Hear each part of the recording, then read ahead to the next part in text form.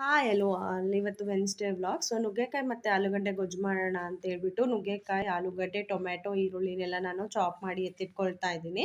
So ಎತ್ತಿಟ್ಕೊಂಡು ನಂತರ ನಾನು ಒಂದು ಬಾಣಲಿಗೆ ಎಣ್ಣೆ ಹಾಕಿ 2 ರಿಂದ 3 ಟೇಬಲ್ ಸ್ಪೂನ್ ಎಣ್ಣೆನ ಹಾಕ್ತಾ ಇದ್ದೀನಿ. ಎಣ್ಣೆ ಹಾಕಿ ಅದಕ್ಕೆ ಸಾಸಿವೆ ಮತ್ತು ಕರಿಬೇವನ್ನು ಹಾಕ್ತಾ ಇದ್ದೀನಿ. ಸೊ ನಾನು ಏನು 2 ಈರುಳ್ಳಿನ ಹೆಚ್ಚಿಟ್ಕೊಂಡಿದ್ವಲ್ಲ, ಉದ್ದುದ್ದಾಗೆ ಹೆಚ್ಚಿಟ್ಕೊಂಡಿದ್ದೆ, ಅದನ್ನು ಕೂಡ ನಾನು ಎಣ್ಣೆಗೆ ಮಿಕ್ಸ್ ಮಾಡ್ತಾ ಇದ್ದೀನಿ. ಸೊ ಈರುಳ್ಳಿ ಬೆಂದ ಕೂಡಲೇ ನಾನು ಏನು ಮಾಡ್ತಾ ಇದ್ದೀನಿ, ಟೊಮ್ಯಾಟೊನ ಕೂಡ ಆ್ಯಡ್ ಮಾಡ್ತಾ ಇದ್ದೀನಿ. ಸೊ ಟೊಮ್ಯಾಟೊ ಚೆನ್ನಾಗಿ ಸಾಫ್ಟಾಗಿ ಬೇಯಲಿಕ್ಕೆ ನಾನು ಇಲ್ಲಿ ಒಂದು ಚಿಟಿಕೆ ಉಪ್ಪನ್ನು ಹಾಕಿ ಮುಚ್ಚಿ ಬೇಯಿಸ್ತಾ ಇದ್ದೀನಿ. ಸೊ ಮುಚ್ಚೋದ್ರಿಂದ ಏನಾಗುತ್ತೆ, ಟೊಮೊಟೊ ಚೆನ್ನಾಗಿ ಸಾಫ್ಟಾಗಿ ಬೇಯುತ್ತೆ. ನೋಡಿ ಇಲ್ಲಿ ನಮ್ಮ ಟೊಮ್ಯಾಟೊ ಎಷ್ಟು ಚೆನ್ನಾಗಿ ಸಾಫ್ಟಾಗಿ ಬೆಂದಿದೆ. ಸೊ ಇದಾದ ನಂತರ ನಾನು ಇದಕ್ಕೆ ಕಾಯಿ ತುರಿನ ಆ್ಯಡ್ ಮಾಡ್ತಾ ಇದ್ದೀನಿ. ನಾನು 4 ಟೇಬಲ್ ಸ್ಪೂನ್ ಕಾಯಿ ತುರಿನ ಆ್ಯಡ್ ಮಾಡ್ತಾ ಇದ್ದೀನಿ. ಕಾಯಿ ತುರಿ ನಮ್ಮ ಟೇಸ್ಟನ್ನ ಏನಾಗುತ್ತೆ, ಎನ್ಹಾನ್ಸ್ ಮಾಡುತ್ತೆ, ಅದಕ್ಕೋಸ್ಕರ ಆ್ಯಡ್ ಮಾಡ್ತಾ ಇದ್ದೀನಿ. ಹಾಗೆ ಒಂದು ಪೊಟ್ಯಾಟೊನು ಕೂಡ ಆ್ಯಡ್ ಮಾಡ್ತಾ ಇದ್ದೀನಿ. ಹಾಗೆ 4 ನುಗ್ಗೆಕಾಯಿನ ತೊಗೊಂಡಿದ್ದೆ ನಾನು. ಸೊ ಅದನ್ನು ಸಣ್ಣದಾಗಿ ಹೆಚ್ಚಿಟ್ಕೊಂಡಿದ್ದೆ, ಅದನ್ನು ಆ್ಯಡ್ ಮಾಡಿ ನಾನು ಇದನ್ನೆಲ್ಲ ಮಿಕ್ಸ್ ಆಗೋ ಥರ ಒಂದು ಮಿಕ್ಸ್ ಮಾಡ್ತಾ ಇದ್ದೀನಿ.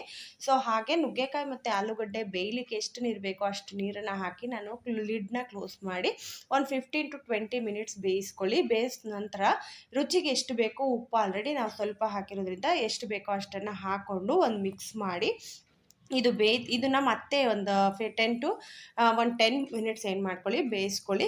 ಸೊ ಹಾಗೆ ಅದಕ್ಕೆ ಮಸಾಲೆ ರೆಡಿ ಮಾಡ್ಕೊಳ್ಳೋಣ. ಈ ಕಡೆ ಒಂದು ಬೌಲಿಗೆ 1 ಟೇಬಲ್ ಸ್ಪೂನ್ ಸಾಂಬಾರು ಪುಡಿ, 1 ಟೇಬಲ್ ಸ್ಪೂನ್ ರೆಡ್ ಖಾರದ ಪುಡಿ ಅಂದರೆ ಹಚ್ಮೆಣಸಿನ ಪುಡಿ, ಮತ್ತು ಹಾಗೆ 1 ಟೇಬಲ್ ಸ್ಪೂನ್ ಬೆಲ್ಲ, ಇಷ್ಟನ್ನು ಹಾಕಿ ನೀರನ್ನು ಹಾಕಿ ಮಿಕ್ಸ್ ಮಾಡಿ ನಾವು ಏನು ಮಾಡೋಣ, ರೆಡಿ ಮಾಡಿ ಇಟ್ಕೊಳ್ಳೋಣ.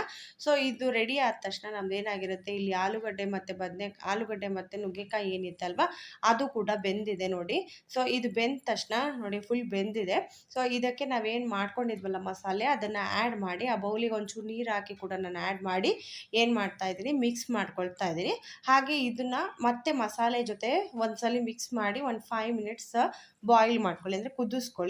ಚೆನ್ನಾಗಿ ಕುದ್ದ ನಂತರ ನಾವೇನು ಹೆಚ್ಚಿಟ್ಕೊಂಡಿರ್ತೀವಲ್ಲ ಕೊತ್ತಂಬರಿ ಸೊಪ್ಪು, ಅದನ್ನು ಆ್ಯಡ್ ಮಾಡಿಕೊಂಡ್ರೆ ನಮ್ಮದು ಆಲೂಗಡ್ಡೆ ಮತ್ತು ನುಗ್ಗೆಕಾಯಿ ಅಥವಾ ನುಗ್ಗೆಕಾಯಿ ಮತ್ತು ಆಲೂಗಡ್ಡೆ ಗ್ರೇವಿ ಏನಾಗಿರುತ್ತೆ, ರೆಡಿ ಆಗಿರುತ್ತೆ.